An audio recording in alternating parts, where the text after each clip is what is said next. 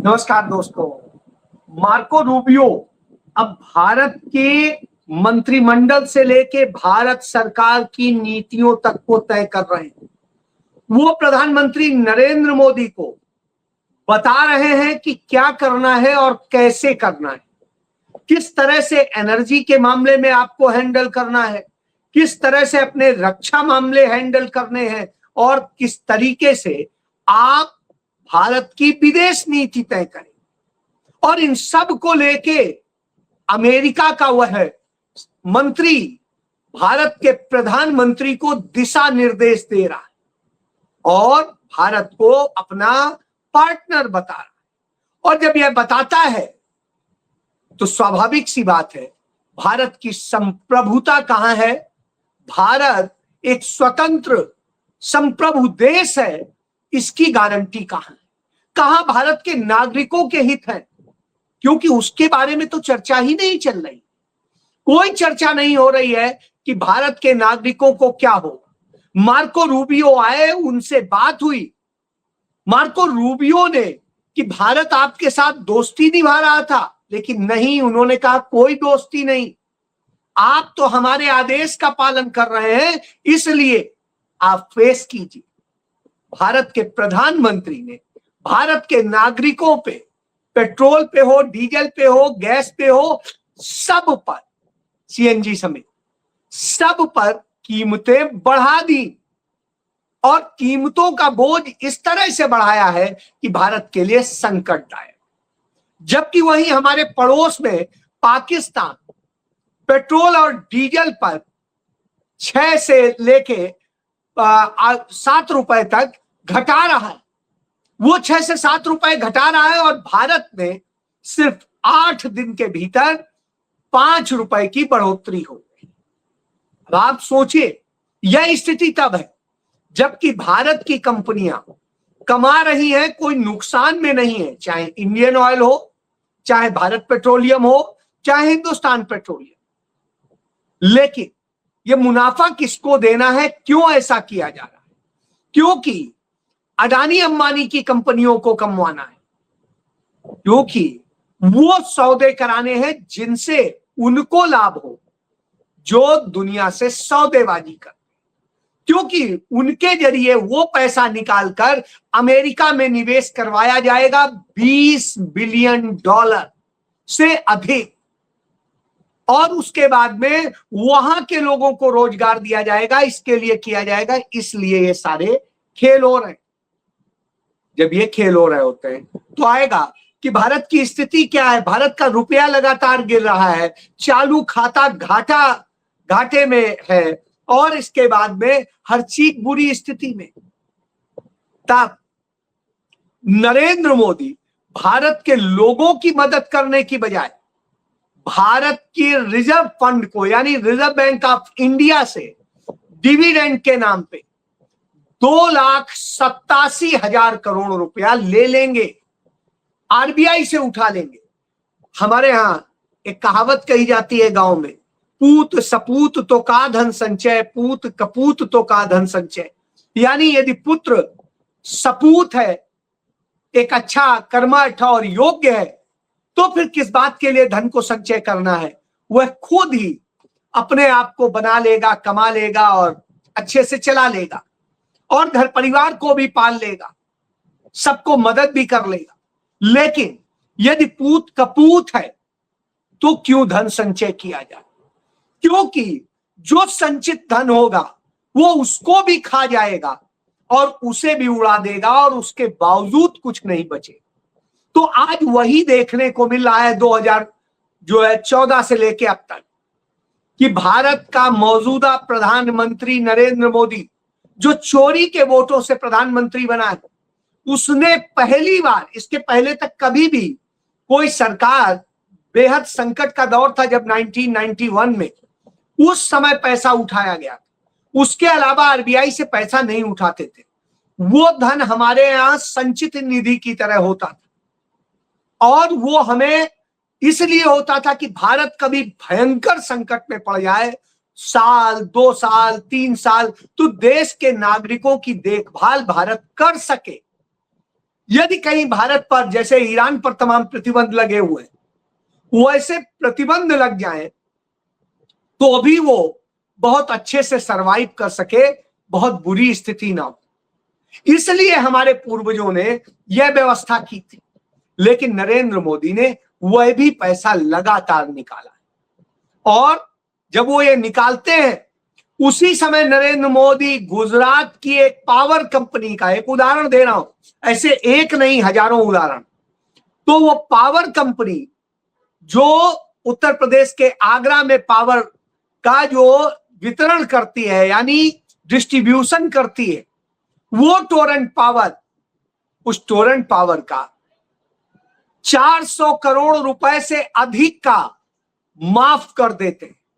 जी हां, वो माफ कर दिया जाता है। बदले में क्या होता है, वो 100 कुछ करोड़ रुपया, पौने 200 करोड़ मान लीजिए, इतना रुपया वो भारतीय जनता पार्टी को डोनेशन दे देते हैं। यानी भाजपा को आप रिश्वत दो और उधर सरकार से जो इस देश के लोगों के खून पसीने की कमाई से वसूला गया पैसा है वो निचोड़ करके उन्हें माफ कर। टोरेंट पावर के बारे में बड़ी शिकायतें रहा करती थी। मैं उन दिनों आगरा में हिंदुस्तान अखबार का संपादक हुआ करता था। तमाम शिकायतें आती थी, हम उस पर खबरें करते थे, उसके लिए लड़ते थे। जहां वो सुधार का काम करते थे हम सपोर्ट भी करते, लेकिन पब्लिक के साथ अन्याय करने की छूट नहीं देते।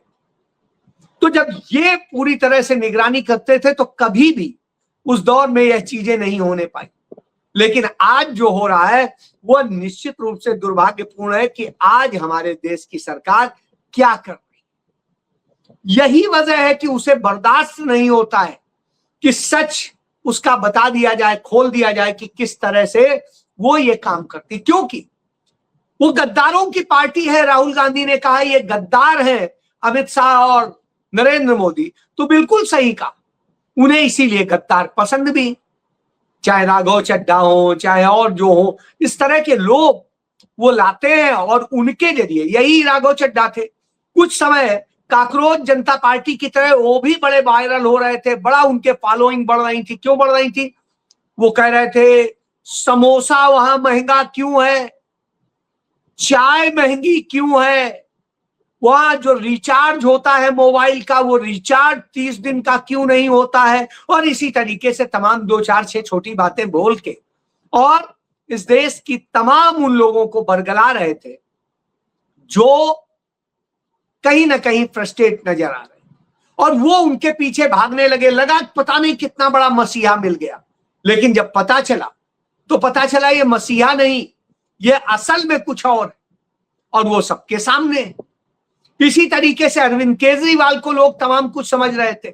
हमने उस समय बताया था कि पंजाब में जिन लोगों को राज्यसभा में भेजा गया है उनसे पैसा लेके भेजा गया, कितनी कितनी रकम ली गई, तब लोगों को यकीन नहीं होता था। अब कह दिया हरभजन सिंह जो क्रिकेटर हैं जिन्हें इन्होंने राज्यसभा सदस्य बनाया, जब उन्हें इनकी पार्टी के लोग बार बार कुछ कह रहे थे तो उन्होंने कहा गद्दार कौन है और क्या किया है, कैसे राज्यसभा की सीटें कितने कितने करोड़ में बेची है, यदि ये बता दूंगा तो हालत बिगड़ जाए। उसके बाद से पूरी आम आदमी पार्टी चुप बैठ गई। तो यह होता है।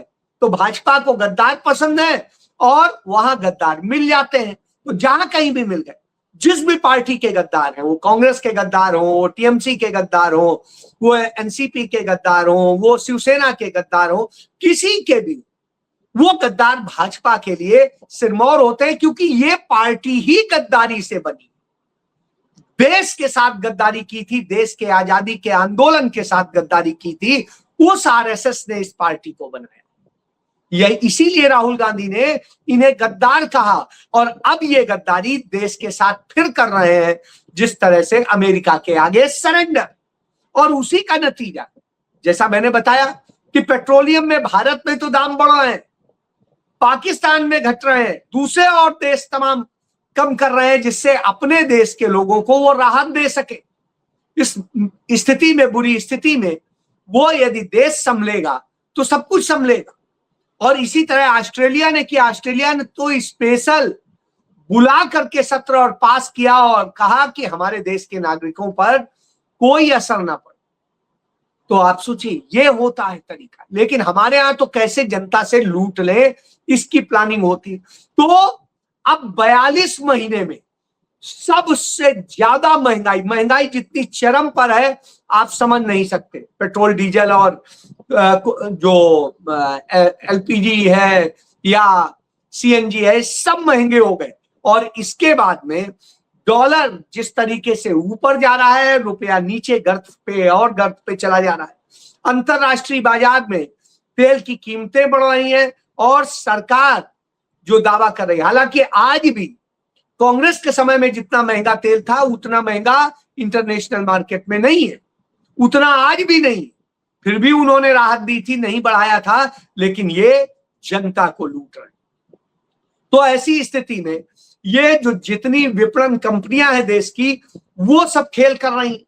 और इसी 2 महीने के अंदर अंबानीज ने, अडानीज ने 12,500 करोड़ कमा लिए। अब आप सोचिए, 12,500 करोड़ रुपया वो कमा लेते हैं इस स्थिति में जब आपकी कमाई खत्म हो रही है, सब कुछ जा रहा है। तो जब यह हालत हो तो स्वाभाविक सी बात है, इस पर बात होनी चाहिए थी। तो वही बात मैं कर रहा हूं कि किस तरह से इन्होंने ये सब किया है। तो इनकी मेहरबानी असल में यहां पर आके टिक जाती है।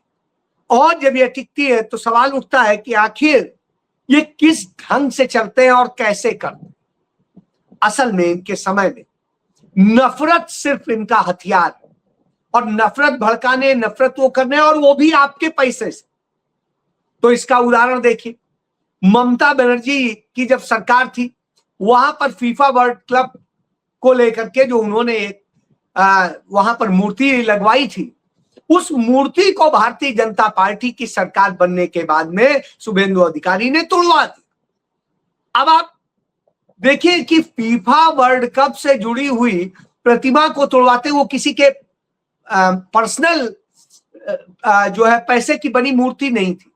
वो मूर्ति इस देश के लोगों की, उस राज्य के लोगों की गाढ़ी कमाई से आए पैसे से लगी थी। यानी वो पैसा उन्हीं का बर्बाद कर रहे हैं, आपका पैसा बर्बाद करके, आपके आगे नफरत फैला करके, और फिर खुद को हीरो बनाने का काम करते हैं। यही होता।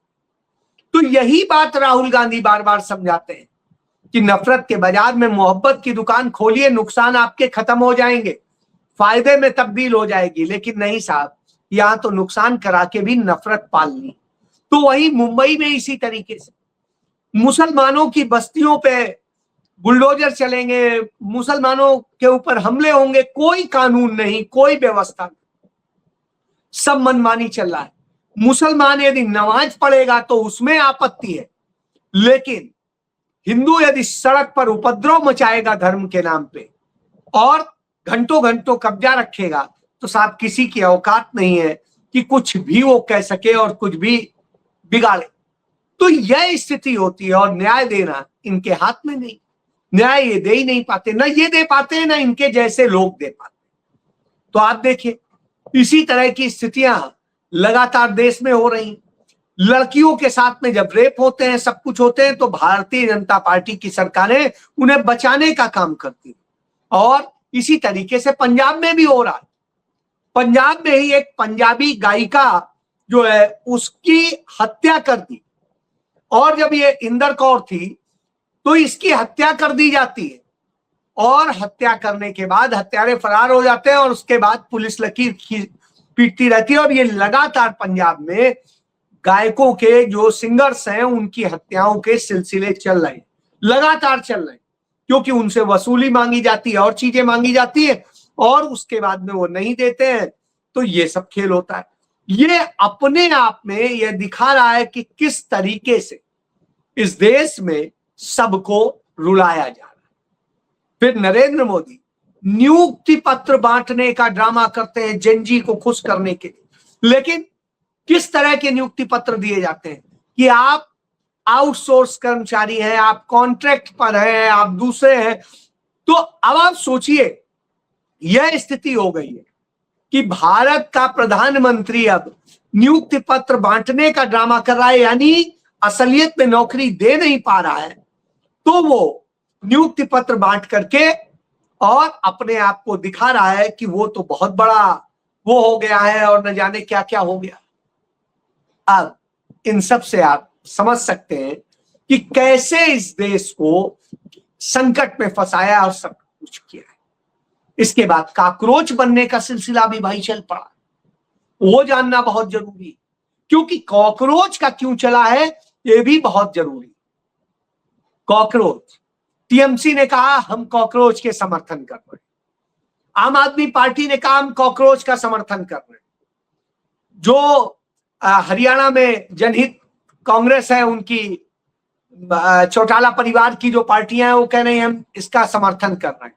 इसी तरीके से कुछ और लोग, और जो ये समर्थन कर रहे हैं, अब इन कॉकरोच वालों से पूछिए क्या वो कभी जमीन पे कहीं लड़ने को तैयार हैं, कहीं कुछ कर रहे हैं? नहीं कर रहे। लेकिन साहब जो जमीन पे सारे मुद्दों को लेके, नीट का घोटाला हो, सीबीएसई का जिस तरीके से फेल किया गया है, जिस तरीके से ओएसएम सिस्टम ला करके बच्चों के भविष्य से खिलवाड़ किया गया, इन सब के खिलाफ जो लड़ाई लड़ रहा है वो कौन लड़ रहा है? वो नेशनल स्टूडेंट यूनियन लड़ रही है, यानी कांग्रेस की जो स्टूडेंट विंग है एनएसयूआई वो लड़ रही, और इसी तरीके से यूथ कांग्रेस लड़ रही, इसी तरीके से वो लड़ाई कांग्रेस लड़ रही है, राहुल गांधी के नेतृत्व में सारी लड़ाई चल रही। तो जमीन में जब 46 डिग्री 48 डिग्री तापमान है तब कांग्रेस इसमें सड़क पर लड़ रही है। जो लोग कहते हैं ना कि सड़क पे आना चाहिए, इस पे आना चाहिए, तो कांग्रेस सड़क पर लड़ रही है, बाकी कौन दिखाई दे? बाकी अपने घरों में एयर कंडीशन में बैठ के या और दूसरी तरह से सुख साधनों में बैठ के काकरोच पार्टी बन रहे हैं। साहब इससे कुछ नहीं होने वाला है और न इससे कोई फर्क पड़ता है। सरकार 2 मिनट में सोशल मीडिया के इस कैंपेन को रोक देती है, कभी वो वेबसाइट डाउन करा देती है, कभी ट्विटर हैंडल, कभी इंस्टाग्राम, कभी फेसबुक अकाउंट। तो ये आप समझ लीजिए लड़ाई असलियत में होती, लड़ाई तो जनता के बीच में, और इसका उदाहरण दिखता है उत्तर प्रदेश में एक दलित लड़की के साथ में जो नीट की तैयारी कर रही थी, वो अपने घर जा रही होती है, उसको उठा लिया जाता है, उसको नशे के इंजेक्शन लगा के 16 दिन तक लगातार रेप किया जाता है, और यह हालत होती है कि उसके गुप्तांगों को सिगरेट से जलाया जाता है। इस तरह से विभत्स तरीके से उसके साथ रेप किया जाता है, और ये सरकार उसे न्याय नहीं दे सकती, तो न्याय की लड़ाई लड़ने वहां कांग्रेस के प्रदेश अध्यक्ष अजय राय जाते हैं, और जब वो उस पर गुस्सा व्यक्त करते हैं, उसकी नाराजगी व्यक्त करते हैं, तो महोबा पुलिस उन पर एफआईआर दर्ज कर लेती। भारतीय जनता पार्टी के लोग एफआईआर दर्ज कराते हैं कि उन्होंने नरेंद्र मोदी के लिए और आदित्यनाथ के लिए गलत शब्द कहे। क्या गलत शब्द कहे? जब आप न्याय नहीं दे सकते, कुछ कर नहीं सकते इस देश की जनता के लिए, उसके दर्द को नहीं समझ सकते, तो गुस्सा कहीं तो फूटेगा, और फूटना भी चाहिए।